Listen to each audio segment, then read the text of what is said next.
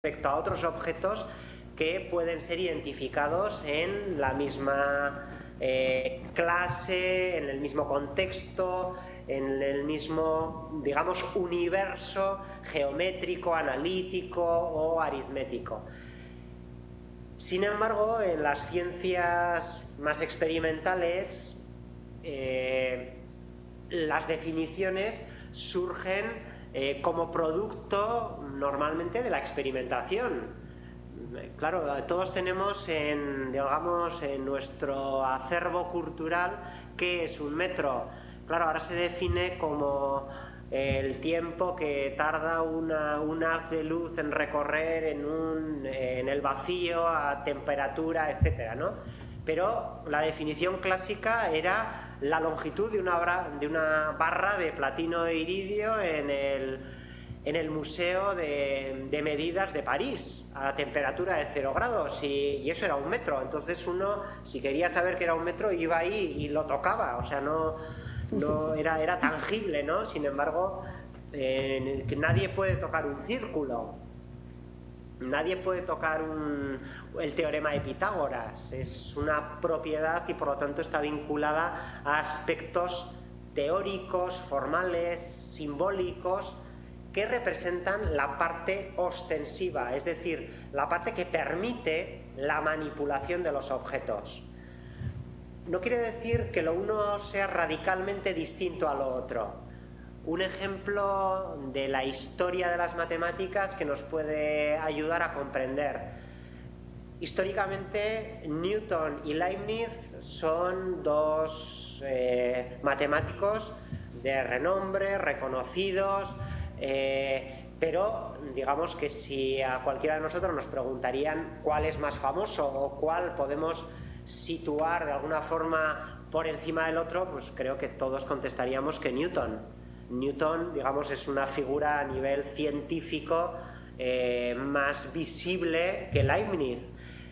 Sin embargo, el desarrollo actual del análisis matemático se basa en la notación de Leibniz, porque la notación de fluxiones introducida por Newton pues es inmanejable, es decir, la parte ostensiva, es decir, cómo se escriben los objetos y cómo se manipulan para construir nuevas matemáticas, pues se fundamentan en el análisis matemático en Leibniz y no en Newton.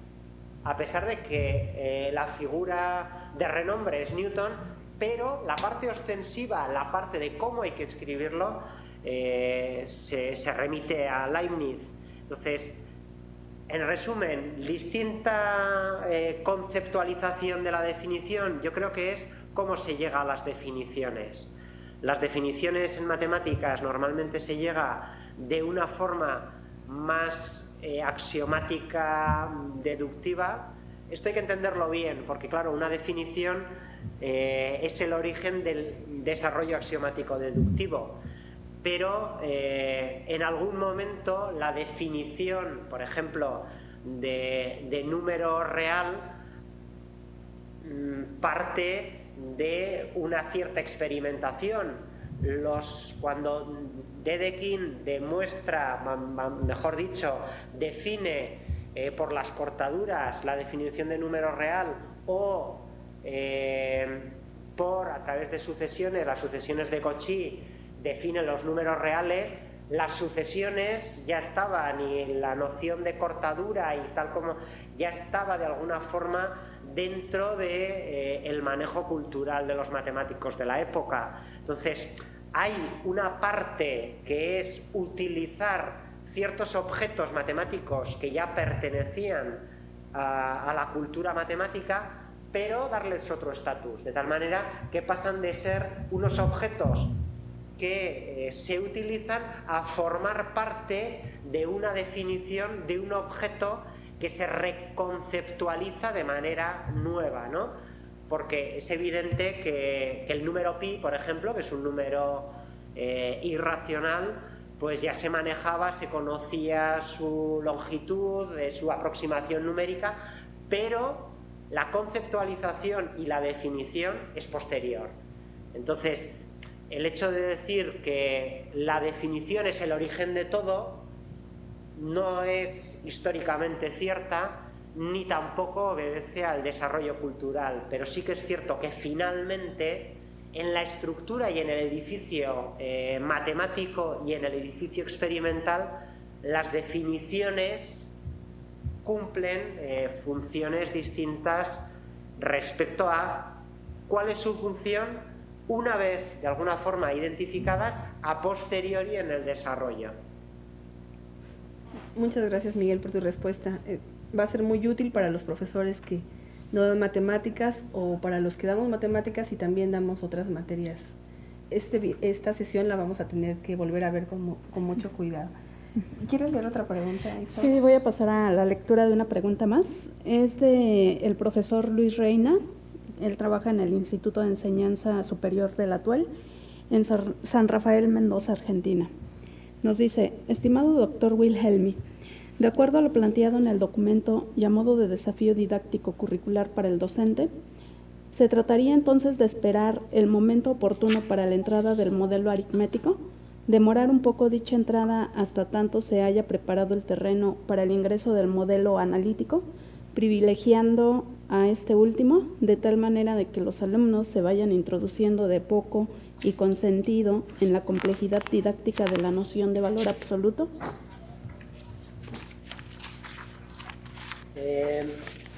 Bueno, la respuesta no es sencilla, ¿no? En general, lo que se deduce de este trabajo y de algunos que están citados en la bibliografía es que, tal como se introduce la noción de valor absoluto como una mera regla que quita el signo menos, y de hecho en algunas ocasiones no solamente no se introduce en secundaria, sino se introduce con anterioridad en primaria. En algunos contextos, cuando se introduce de manera temprana los números enteros o los números con signo, como se llaman en esa etapa, se introduce el valor absoluto como una estrategia para quitar el signo menos, pero digamos no se hacen actividades ligadas a qué significa esta regla o qué importancia puede tener esta regla.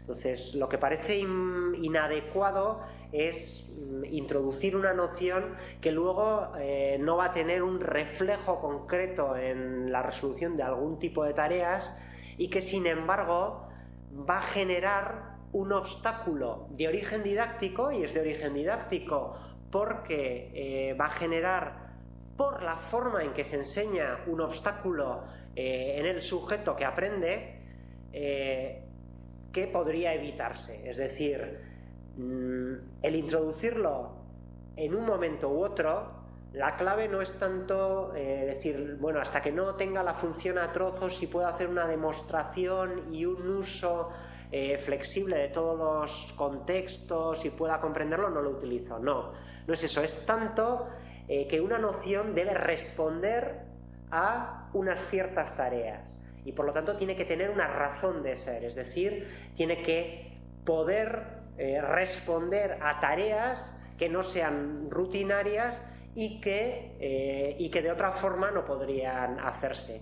De hecho, la introducción meramente como que quita el signo menos, pues no es procedente, en el sentido de que si marcamos distancias entre dos puntos respecto a un origen, pues podemos determinar que la distancia entre dos ciudades que están situadas en sentidos opuestos son la misma que a un centro.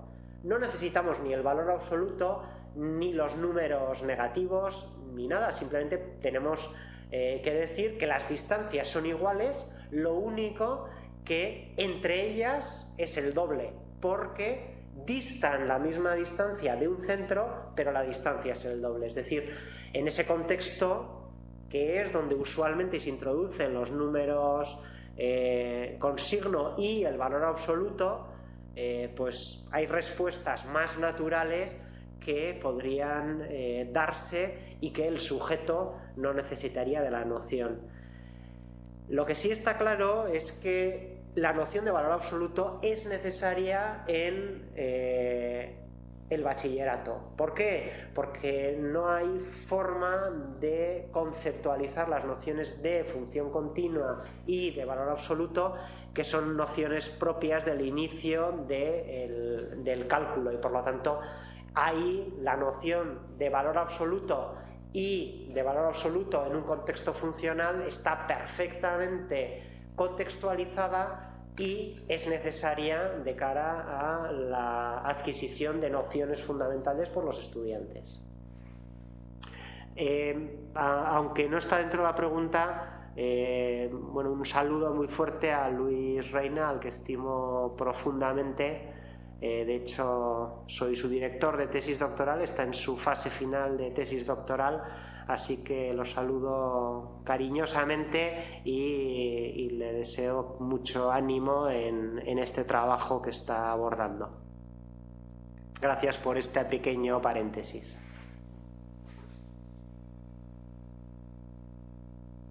Muy entusiasta participante de este seminario de repensar las matemáticas. Le cedo la palabra a la doctora Liliana. Sí, gracias, Isaura.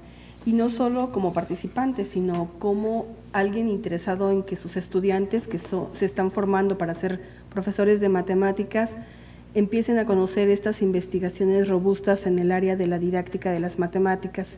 Así que en los próximos días también en el foro habrá interacción de sus estudiantes. Hay más preguntas en el foro, creo que algunas han quedado pues esbozadas con las respuestas que nos has dado, pero quiero leer una que se desprende un poco de lo planteado hasta este momento. Con esta pregunta vamos a intentar ir cerrando esta sesión. Ya se encuentra sentado con nosotros uno de los fundadores del seminario Repensar las Matemáticas, el profesor José Luis Torres Guerrero, que al final de la sesión nos dará un pequeño mensaje por esta importante sesión número 80 que tenemos el día de hoy, con tu presencia, Miguel. Bueno, voy a leer la pregunta, es de la profesora Jaramillo. Ella trabaja en el diseño de contenidos en matemáticas y otras asignaturas, y menciona que es impresionante el análisis que realiza desde el enfoque ontosemiótico para justificar la necesidad del sistema educativo de aceptar esta como criterio básico para la introducción de una determinada noción matemática que favorezca su posterior desarrollo. Y te pregunta, ¿hay ya un conjunto robusto de análisis parecidos sobre otros objetos matemáticos que estén disponible para los profesores?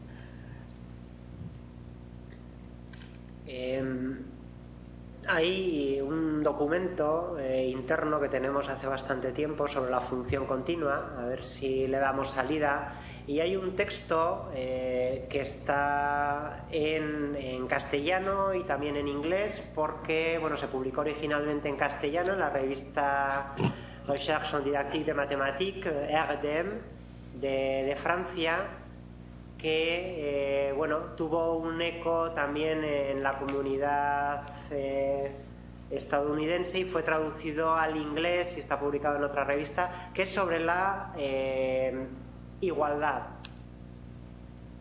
Yo les podría remitir el texto y los enlaces correspondientes, y es un documento que también entendemos que es muy fundante, en el sentido de que la noción de igualdad pues es crucial, ¿no? Y los diferentes usos de la igualdad en un contexto aritmético, en un contexto geométrico, en un contexto topológico, en un contexto analítico. Entonces, no es lo mismo la noción de igualdad, no es lo mismo las dos rayitas cuando se pone que 3 es igual a 2 más 1, que cuando se pone x cuadrado más 1 es igual a menos 7. Son dos cosas distintas, a pesar de que utilicemos el mismo símbolo. Entonces, al menos la noción de igualdad, en el foro pondré el enlace, porque considero que es una noción que puede contribuir al desarrollo bueno, pues de la formación de los docentes y de investigadores interesados. Gracias, Miguel. Esperamos esas aportaciones. Y para los participantes de este seminario quiero comentarles que Miguel nos ha ofrecido, ¿te acuerdas, Miguel? Una de nuestras primeras pláticas, que precisamente con este tema de igualdad en este artículo que es muy robusto en cuanto a cómo lo desarrollaron, podría ser el tema de otra sesión de este seminario para los próximos ciclos. Sí, estaría encantado. Gracias, Miguel. Bueno, pues vamos a ir cerrando. Le voy a ceder la palabra a la maestra Isaura para que haga un pequeño cierre. Después yo intervendré y te pediremos, Miguel, que después de mi intervención intentes hacer, no sé, algún comentario o resumen que les deje más claramente algunos puntos claros a los profesores. Y finalmente le cederemos la palabra al profesor Jesús Luis para su mensaje. Isaura. Gracias, Liliana. Efectivamente, Miguel, nos has mostrado situaciones muy interesantes y extensas sobre la noción del valor absoluto. Considero que este diálogo despertó muchas inquietudes en todos nuestros participantes, a quienes invitamos a que, si no lo han hecho, participen ya en el foro de discusión que está abierto y, bueno, que expongan ahí sus inquietudes, sus dudas, sus preguntas, comentarios, etcétera, para solicitarte también a ti de manera muy especial que nos apoyes respondiendo todas estas inquietudes de los participantes en el foro de discusión. Quiero agradecer, al igual que la doctora Liliana ya lo hizo, tu gran participación, el aporte de todas tus experiencias en investigación en matemáticas, en este caso particular sobre la noción del valor absoluto.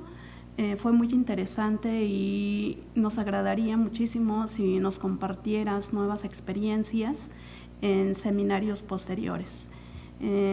Agradezco de antemano por parte del Instituto Politécnico Nacional, de la Escuela Superior de Ingeniería Química Industrial que coordina este seminario, tus grandes aportes, sobre todo tu situación de compartirnos tu tiempo valioso para todos los participantes de este seminario. Muchísimas gracias por tus aportes y pues invito nuevamente a todos los participantes a que suban sus dudas, inquietudes a los foros de discusión y pues les cedo la palabra a la doctora Liliana. Sí, gracias. En los 2 días anteriores, en el Instituto Politécnico Nacional, se llevó a cabo el 9º Foro de Investigación Educativa que reúne a profesores, investigadores, estudiantes interesados en pues comprender esta compleja forma en cómo se lleva a cabo la educación. Me tocó ser testigo de que muchos de ellos sienten la necesidad de que esta investigación se desarrolle en efecto, pero que tenga una incidencia en las aulas. Yo creo que en el área de la didáctica de las matemáticas, esta incidencia poco a poco ha llegado. Una de las primeras preguntas que se trataron en esta sesión tuvo que ver con la idea de que los objetos matemáticos son tratados a través de diferentes representaciones y poco a poco esta idea ya la vemos plasmada en libros de texto y en diseños curriculares para el área de matemáticas. Es decir, sí hay una incidencia ya de la didáctica. La investigación que hoy nos presenta Miguel Wilhelmi ha sido muy interesante porque pone en tela de análisis y de reflexión para los profesores el tema de la definición en matemáticas. Los profesores que somos dueños del contenido, cuando tenemos una clase de matemáticas, tenemos que pasar por la reflexión del significado de estos términos transversales y yo creo que Miguel, no solo con el tema del valor absoluto, sino con todos los ejemplos que nos proporcionó en diferentes materias, nos dio una panorámica muy interesante de esta idea de la definición y cómo funciona y cómo se relaciona con otros conceptos. Los invito a que lean el documento de referencia de esta sesión otra vez, a que escuchen esta sesión, y porque yo creo que esto va a enriquecer la práctica docente de todos nosotros. Muchas gracias a los participantes y agradezco también todo el tiempo y el esfuerzo y el trabajo que Miguel nos ha dedicado, y pues le cedo la palabra para su mensaje final. De acuerdo. Bueno, muchas gracias. Bueno, lo primero, saludar a José Luis Torres, que no lo conocía, y nada, pues contento de que esté también en esta plática. Intentaré contestar el foro de discusión, las preguntas que se formulen, y en la medida en que sea posible, bueno, pues preguntas que se han hecho y que me han formulado la profesora Liliana y la profesora Isaura, bueno, pues igual podremos también colgar un pequeño documento que recoja la discusión que hemos tenido y que sirva de apoyo a los comentarios que hemos hecho de forma visual. Lo que sí, claro, es la primera participación en este foro, y sí que en algunos momentos me he sentido un poco huérfano de una pizarra, ¿no? Porque todos los docentes necesitamos muchas veces escribir lo que vamos pensando, y realmente, bueno, en matemáticas que a veces es insoslayable, ¿no? Porque a veces el pensamiento, si no se concreta en un gráfico, en una simbología, en una forma de expresar, pues a veces es un poco arduo, y bueno, intentaremos suplir las deficiencias que hayan podido derivarse de la exposición, bueno, pues más rápida y más ágil en el foro, pues con algún tipo de documento que lo complemente. Si tengo que resumir lo que hemos hablado, yo haría resaltar dos aspectos. Uno, el hecho de que hay que distinguir lo matemático y lo epistemológico. Lo matemático y lo epistemológico no son lo mismo. Lo matemático es, pues, el libro del saber, el libro que utiliza un matemático para poder desarrollar las matemáticas, comunicarlas, los artículos que publican las revistas científicas de los especialistas. Pero lo epistemológico es lo relativo al conocimiento matemático. Entonces, lo relativo al conocimiento matemático implica cómo lo escribimos, cómo lo definimos, qué tipo de argumentos utilizamos, qué tipo de técnicas se aplican, qué tipo de actividad matemática se relaciona. Y eso es lo que condiciona la práctica docente, y por lo tanto lo que determina si un proceso de estudio puede ser catalogado de idóneo o no. De idóneo en las dimensiones epistémica, cognitiva y epistemológica e instruccional. Y por lo tanto esa distinción entre lo matemático y lo epistemológico es central.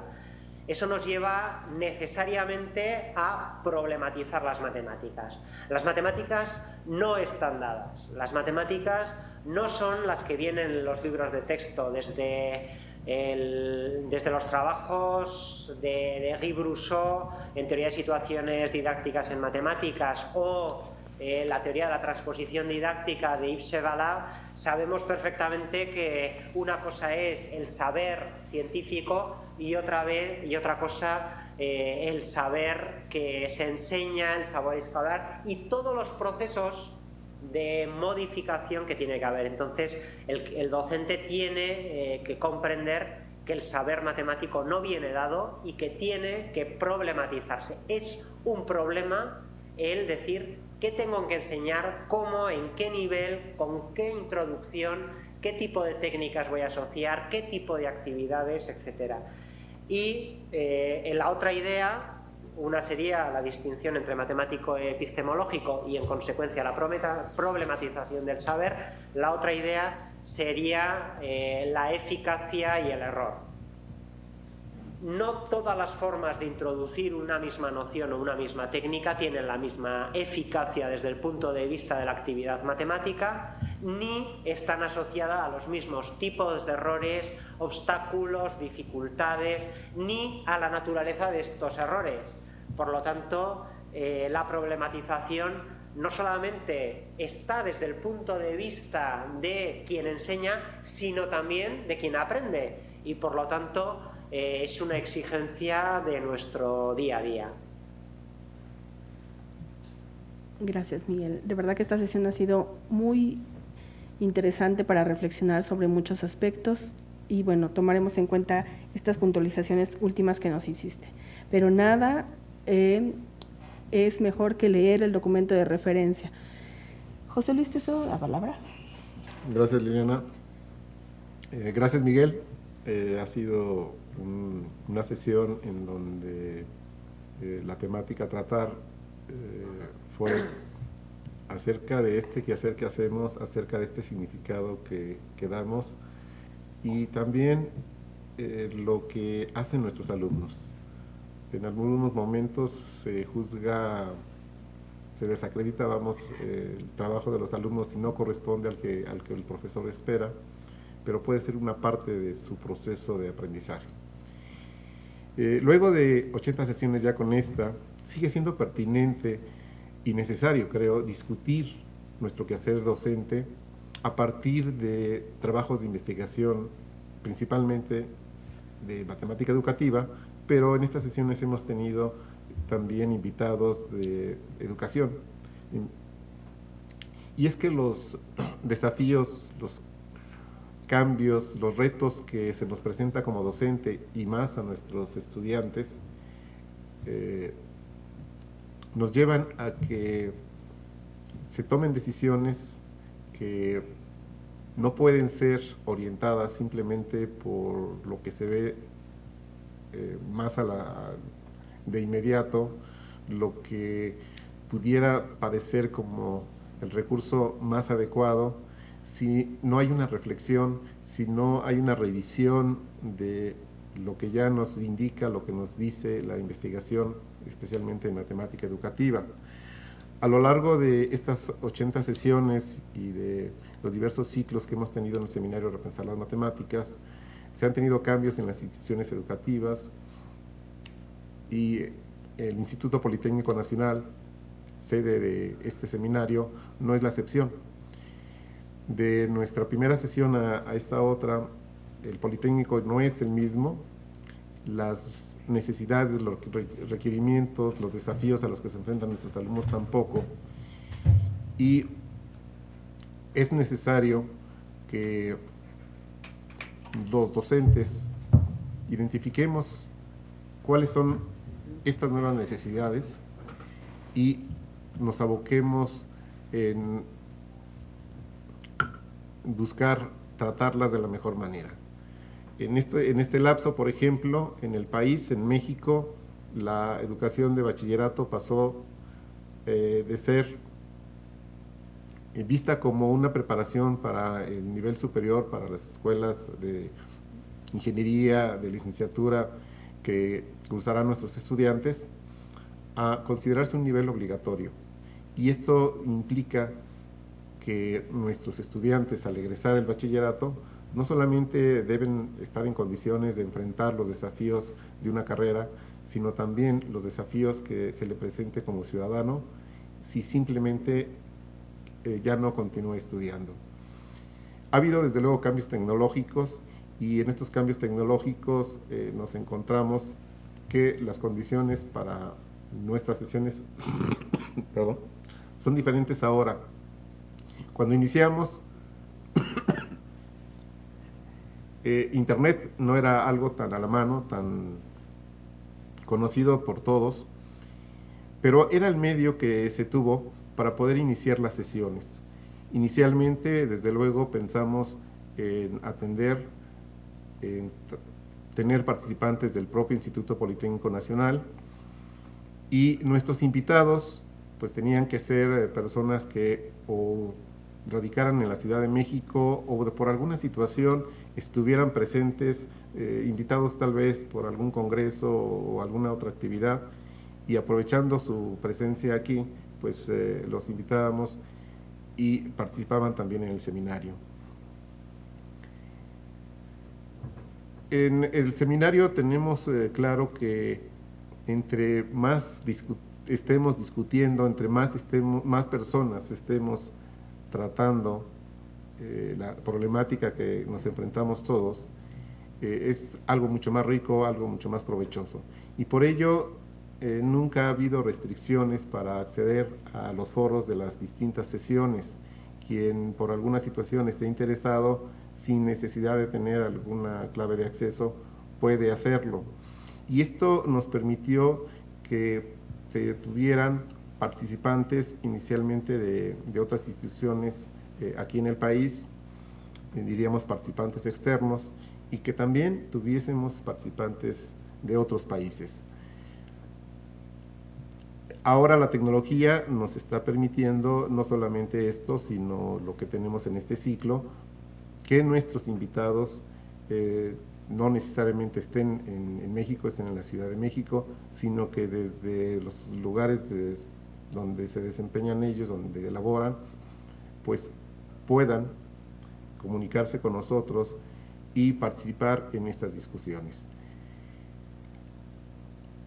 En este aspecto también es una parte relevante la actividad de los técnicos que nos apoyan, nos han estado apoyando desde el principio, que no se ven, que nunca están ante cámaras porque no pueden estarlo, pero que sin su labor simplemente no podríamos lograr lo que hemos tenido en diversas sesiones. Es un trabajo esto colectivo, no solamente quienes están ante cámaras sabemos son los que están participando y son los que permiten en cada una de las sesiones. Y en ese aspecto también un reconocimiento a nuestros invitados, porque ellos saben que su actividad no se limita a esa hora o esa hora y media que dura la sesión, sino que hay un trabajo anterior, hay un trabajo posterior, y todos ellos nos han mostrado una gran disposición en realizarlo, en algunos momentos haciendo algo más de lo que inicialmente se tenía previsto, pero creo que todos con el convencimiento de lo que mencioné al principio, de esta necesidad, de esta pertinencia de establecer estos diálogos, y que el hecho de que podamos relacionarnos ya de personas docentes, investigadores de diferentes países, pues a todos nos enriquece, para todos es una parte esencial el que podamos hacerlo y que conozcamos cuáles son esos aspectos comunes, estas problemáticas que vivimos y aquellas diferencias que también nos permiten hacer un contraste, valorar de alguna manera lo que tenemos, las condiciones en las que nos desempeñamos, con sus aspectos, diría, positivos y negativos. Y pues esta idea del seminario Repensar las Matemáticas, de alguna manera se ha visto fortalecida porque también ya hay, como varios saben, otros seminarios Repensar, en donde también encuentran adecuado tener sus espacios de discusión con aspectos y con características muy propias. Si bien como una primera referencia para ellos ha sido este seminario, han encontrado que pues tienen problemáticas específicas, situaciones también de desarrollo muy propias que corresponde a ellos atender y discutir.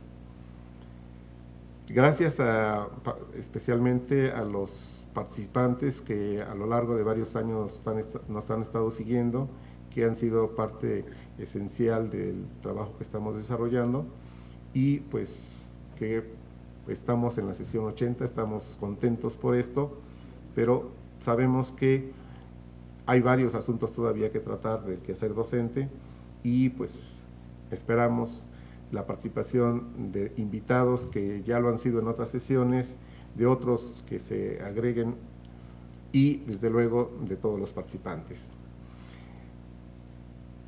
Gracias, y bueno, pues una invitación para que estemos al pendiente de la siguiente sesión del seminario Repensar las Matemáticas y de los otros seminarios Repensar, que algunos llevan ya algunos ciclos, otros apenas están iniciando. Gracias de nuevo.